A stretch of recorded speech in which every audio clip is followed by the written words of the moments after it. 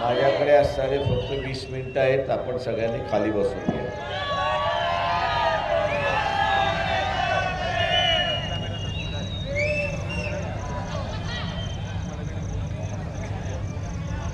मी इथल्या असणाऱ्या मंचकावर उपस्थित सर्व ओबीसीचे नेते आणि त्याच्याचबरोबर ओबीसी समूहाला आगाह करतो, आवाहन करतो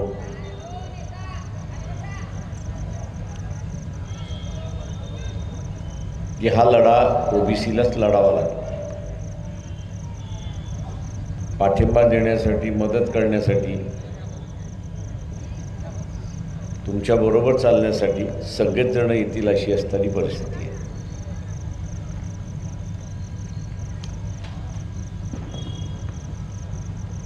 तुम्हीच चालायला लागला नाहीत तर इतर जण कशी चालतील हा त्याच्यातला महत्त्वाचा भाग आहे. भीती सगळ्यांना आहे, पण त्या भीतीवरती असताना मात केली पाहिजे. या ओबीसीच्या ज्या संघटना आहेत त्यांना माझं असणारं आव्हान आहे की त्यांनी आपापल्या समाजाशी बोललं पाहिजे आणि आपापल्या समाजाशी बोलून दोन गोष्टीवरती बोललं पाहिजे. एक म्हणजे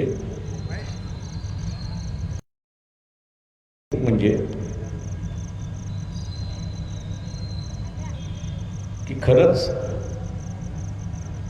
जसा मुसलमान म्हणतो की इस्लाम खतरे, तशा रीतीने असताना ओबीसी जो धर्म पाळतो, हिंदू धर्म पाळतो, तो खऱ्याच अर्थाने खतरेमध्ये आहे. याचा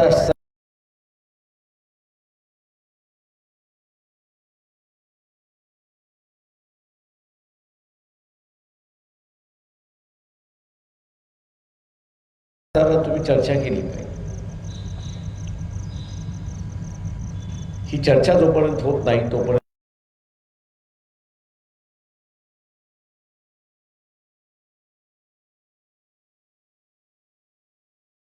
बोलत असताना वाडवडिलांचा असणारा जे देवघर आहे आणि वाडवडील जे असणाऱ्या धर्माला मानत होते त्याचा तुम्ही त्याग करणार. धोक्यात कधी येतं की ज्यावेळेस तुम्ही त्याग करणार. तुम्ही त्याग ज्यावेळेस करणार नाही त्यावेळेस धोका नाही. त्याग करणार नाही तर धोका नाही. सांगणारे जे कोण आहेत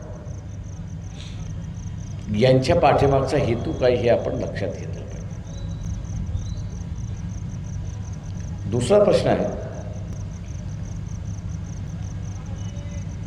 की ओबीसी असणाऱ्या बीजेपीला आपला असताना पक्ष त्या ठिकाणी मानतो. मान्य, मी प्रत्येकाला असताना आपला पक्ष असतो तसं ओबीसीनी बीजेपी हा असताना आपला पक्ष मानतो. मग इथले जेवढे कार्यकर्ते आहेत त्यांनी असताना आपल्या समाजामधल्या लोकांना विचारलं पाहिजे की जरांगे मागणी आहे की मराठा समाजाला आरक्षण मिळालं, ओबीसीच्या कोट्यातून आरक्षण मिळालं. मी सर्व ओबीसीच्या कार्यकर्त्यांनी आपल्या समाजामध्ये याची चर्चा केली पाहिजे की नेमकी बीजेपीची भूमिका काय. जरांगेच्या मागणीला त्यांचा पाठिंबा आहे की जरांगेच्या मागणीला त्यांचा असणारा विरोध. जरांगेच्या मागणीला विरोध केला तर मी असं समजू शकतो की ओबीसीने आपल्या पक्षाबरोबर केलेला संबंध जो आहे तो योग्य आहे का तो पक्ष त्यांच्या पाठीमागे उभा राहिला. पण आज आपल्याला असं दिसतंय की भारतीय जनता पक्ष असेल किंवा उद्धव ठाकरेंचा असणारा शिवसेना असेल, या दोघांनीही जरांगे पाटील यांच्या मागणीच्या संदर्भात एकही ब्रशब्द काढलेला नाही. त्यांनी एकही ब्रशब्द काढलेला नाही. याचा अर्थ मी असताना मानतो की हे पक्ष स्वतःच्याच समाजाचा विचार करतात. कायस्थ ब्राह्मण यांचाच विचार करतात आणि उरलेल्यांचा विचार करतात. आणि मग असताना आपल्या समाजाला का ओबीसीच्या कार्यकर्त्यांना माझं म्हणणं आहे की तुम्ही असताना आपल्या समाजाला विचारा की बाबा जर आपलं घेणं देणं स्थिती नाही तर मग आपण का त्यांच्या पाठीमागे चालू.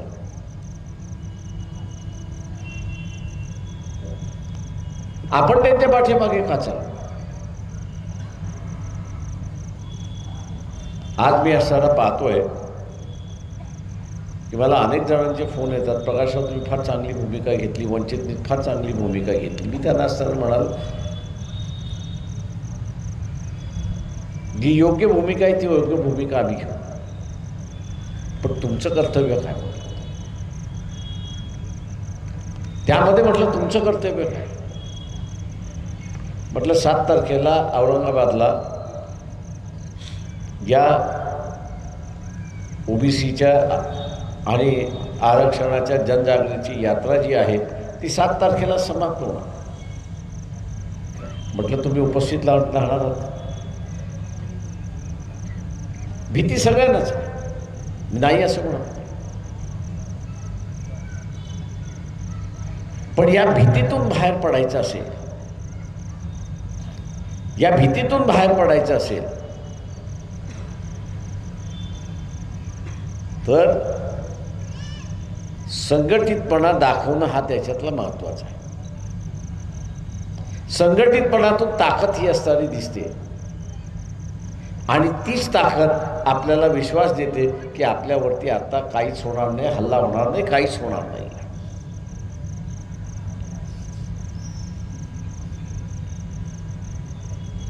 तेव्हा 7 तारखेला सगळ्या ओबीसीने औरंगाबादच्या जाहीर सभेमध्ये पोचलं पाहिजे.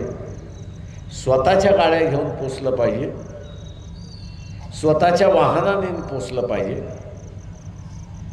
आणि स्वतः त्यांनी असताना त्या ठिकाणी पोचलं.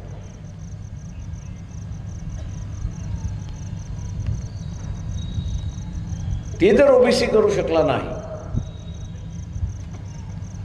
तर आमच्यासारखे कितीही आले तरी हे आरक्षण वाचू शकणार नाहीत. याचं कारण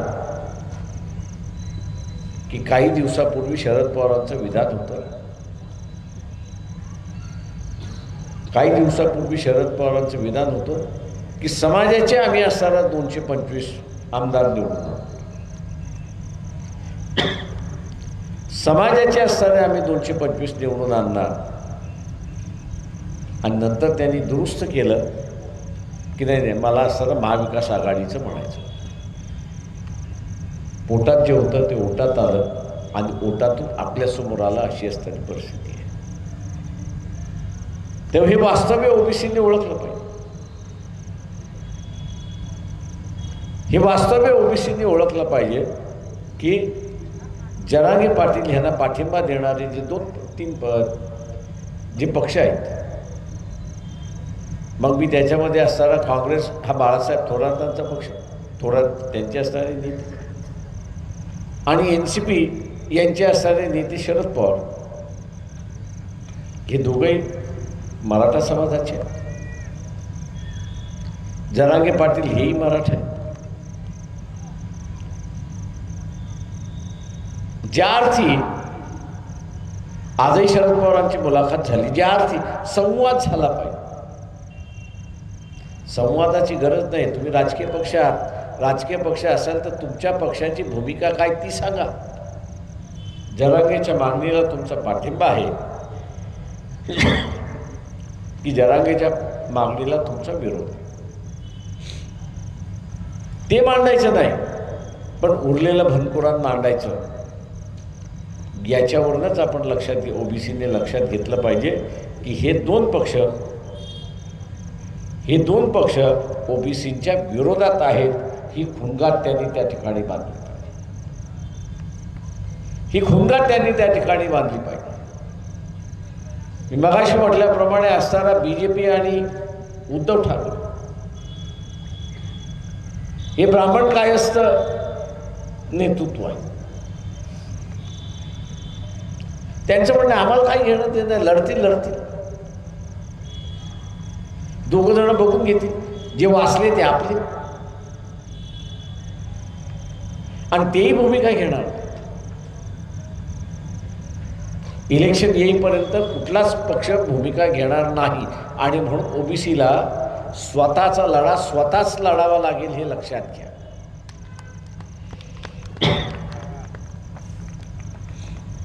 स्वतःचा असणारा लढा स्वतःलाच लढावा लागेल. आम्ही तुमच्या बरोबर आहोत.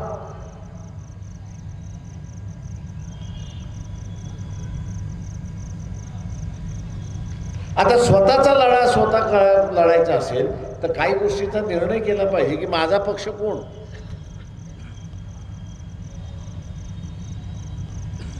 उद्या समजा वाटाघाटी झाली आणि काँग्रेस पक्षाला 100 जागा आल्या असं धरून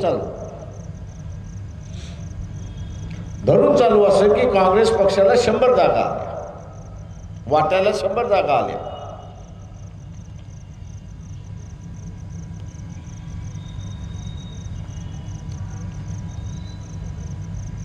तर त्या 100 जागापैकी 60 जागा त्यांनी ओबीसीला दिल्या.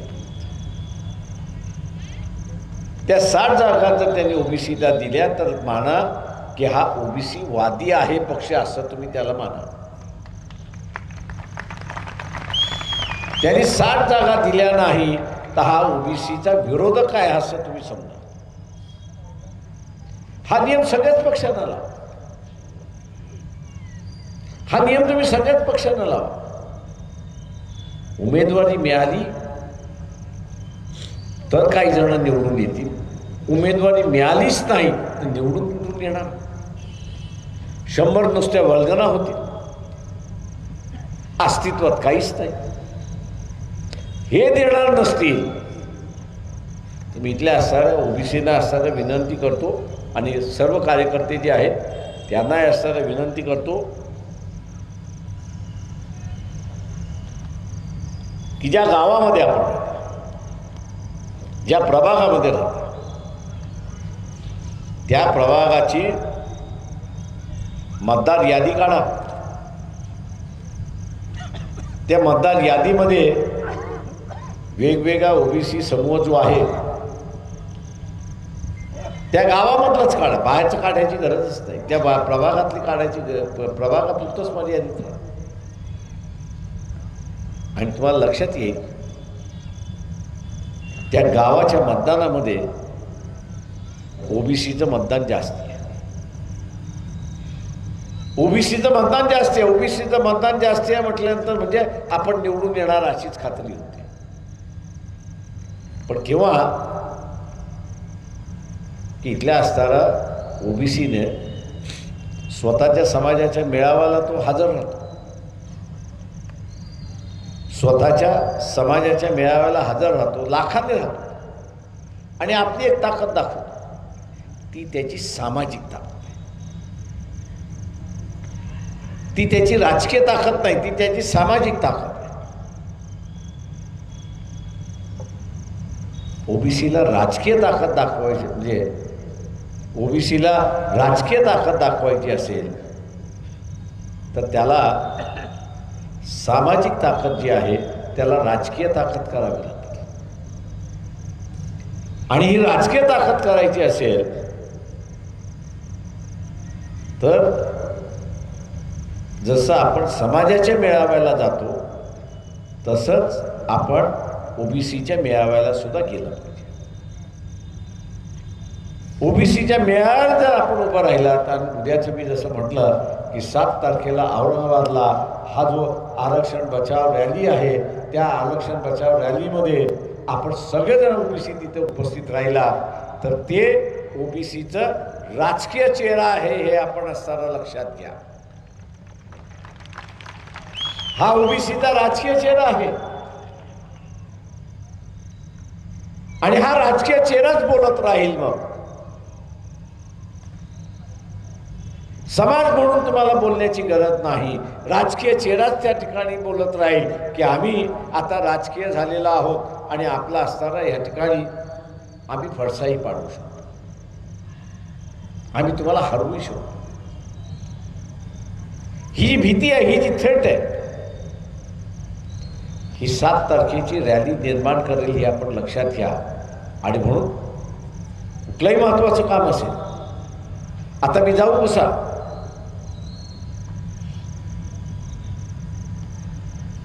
मला कोण गाडी देत नाही, जाताना कोणी मला नाश्ता देत नाही,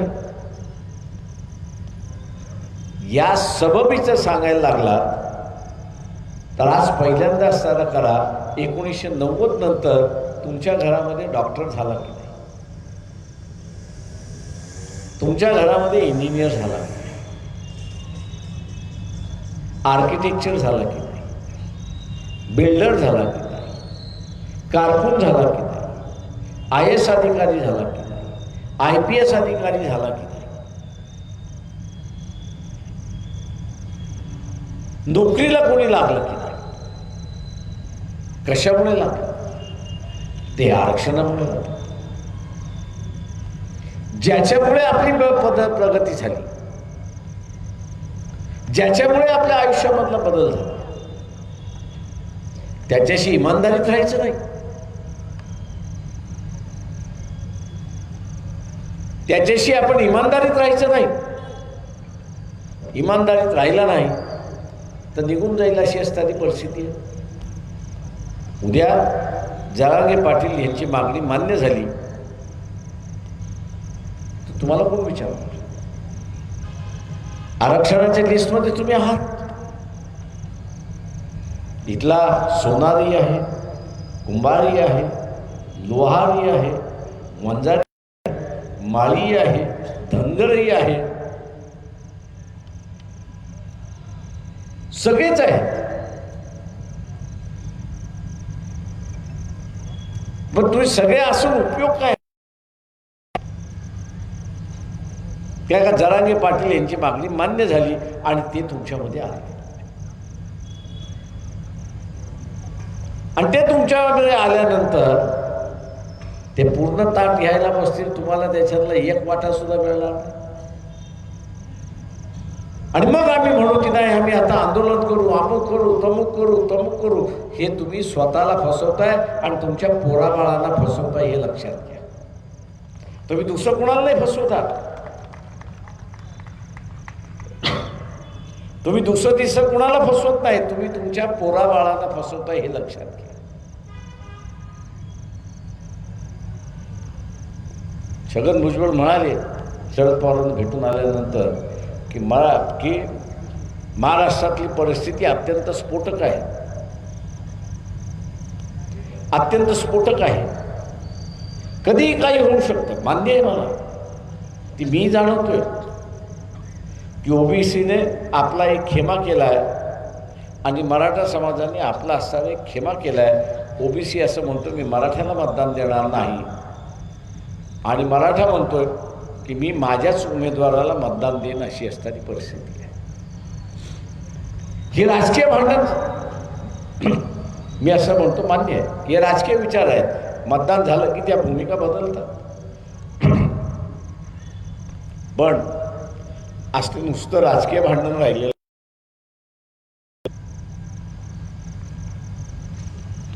आज ते नुसतं राजकीय भांडण राहिलेलं नाही तर ते हळूहळू सामाजिक भांडण व्हायला लागतं.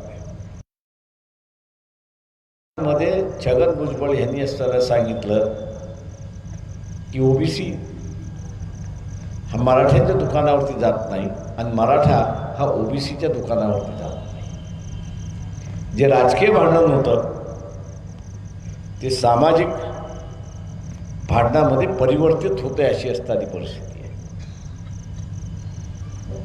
राजकीय भांडणातून मतभेद असतात, पण की माणसांची मनं दुबकतात अशी असणारी परिस्थिती. आणि म्हणून या सर्व मुख्यमंत्र्यांना म्हणालो होतो की पत्र सगळ्यांना लिहा की जरांगे पाटील यांची जी मागणी आहे की मराठा समाजाला ओबीसीमधनं आरक्षण द्यावं, त्याच्याबद्दल लेखी भूमिका सगळ्या पक्षांची मागा. वंचित बहुजन आघाडीशिवाय दुसरं कोणीच लेखी द्यायला तयार नाही अशी परिस्थिती.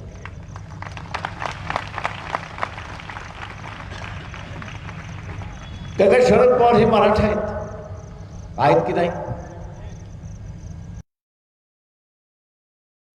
हे मराठा आहेत की नाही?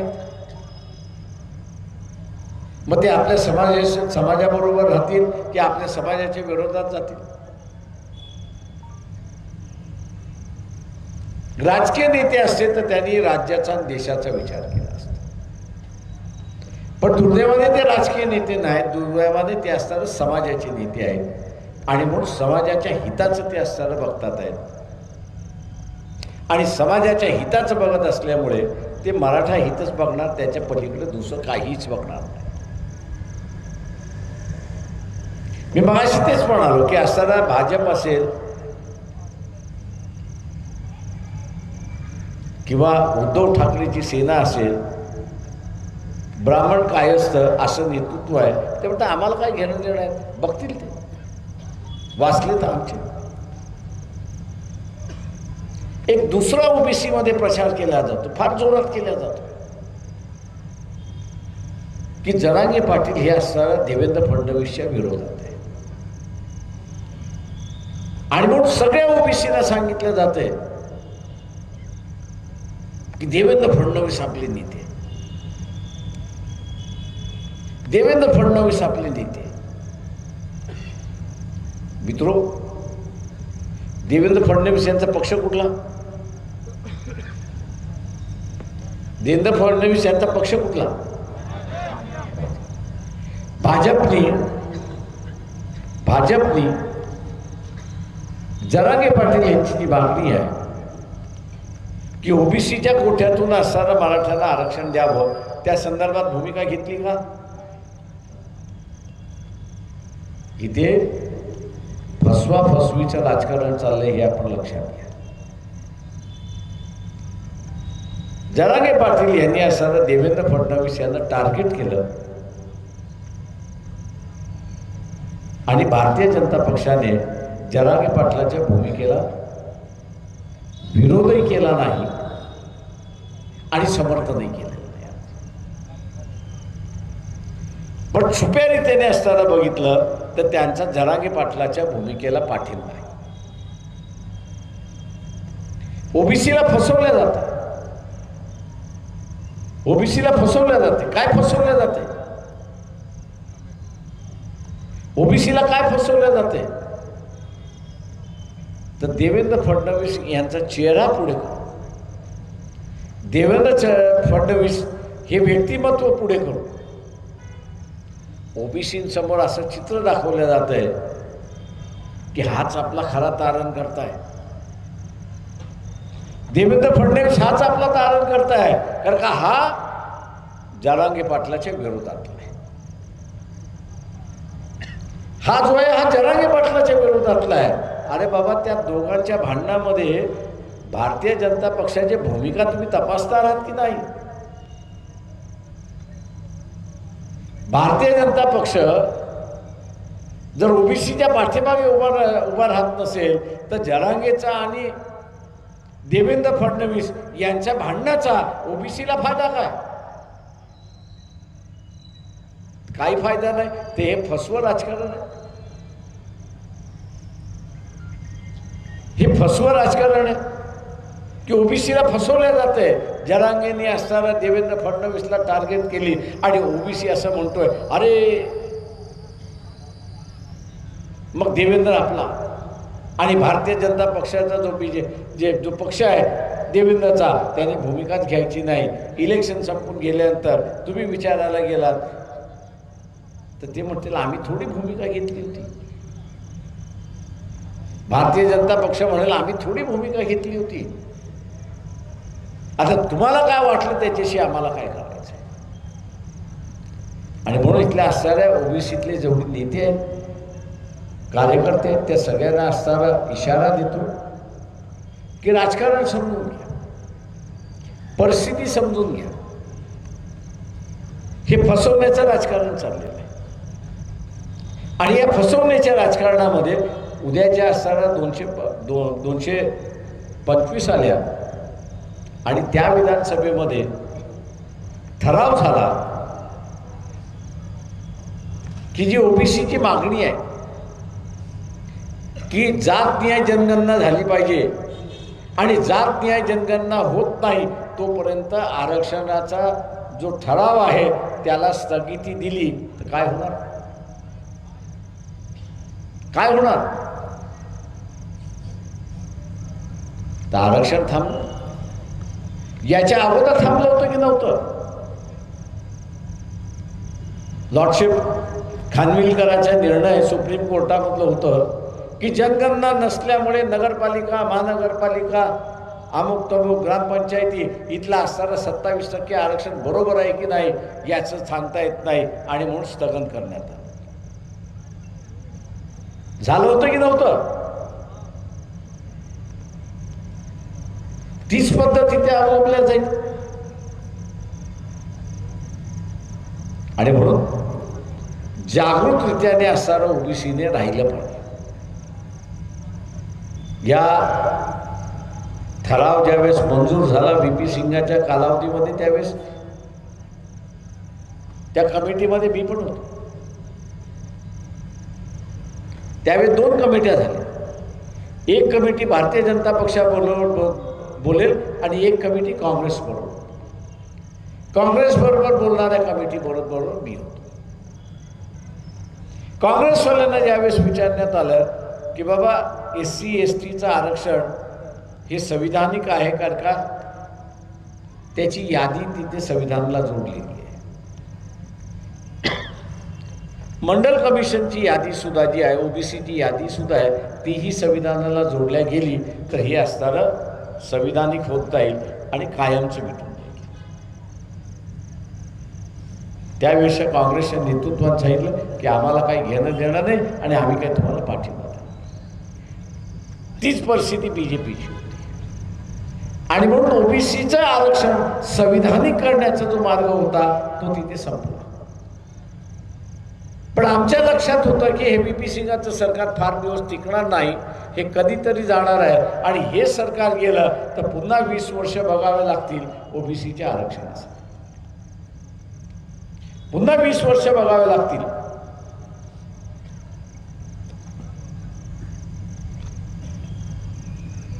आणि म्हणून GR काढण्यात आला, अध्यादेश काढण्यात आला सरकारचा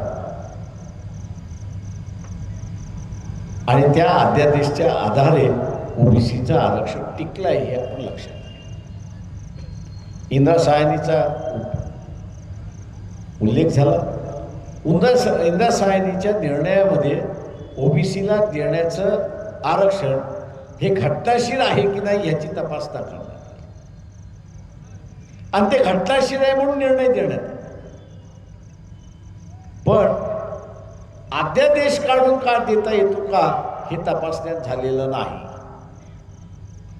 ओबीसीना असणारं वॉर्निंग आहे की तुम्ही आता सावध व्हा, तुम्ही आता सावध व्हा. SC STचं आरक्षण हे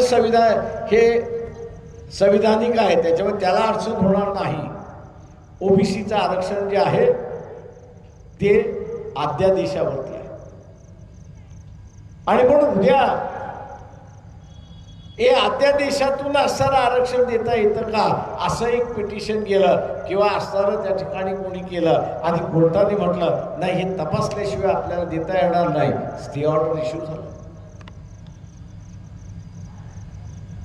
किंवा विधानसभेमध्ये सुद्धा हे झालं की हे संविधानिक आहे की नाही म्हणून त्याचा तपास करून घ्या आणि तोपर्यंत त्याला स्थगन करा, ओबीसीचं आरक्षण पुन्हा स्थगन झालं. आणि म्हणून आम्ही जी मागणी तिथं ठेवलेली आहे, ओबीसींसमोर एक उद्देश ठेवलेला आहे की 100 आमदार हे जोपर्यंत टार्गेट तुम्ही ठेवत नाही तोपर्यंत आरक्षण मिळणार नाही. टिकवता मिळणार नाही, ह्याच्यापेक्षा आरक्षण टिकवता येणार नाही. आणि हे 100 आमदार येतील कधी? हे 100 आमदार टिकवता कधी येतील?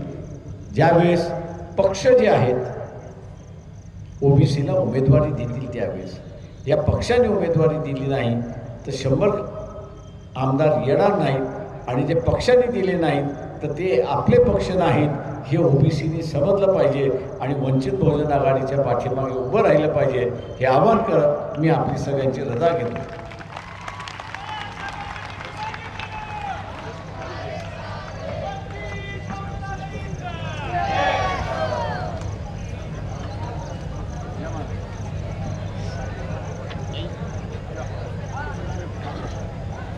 या रमेश कुठे गेले? बारिश का?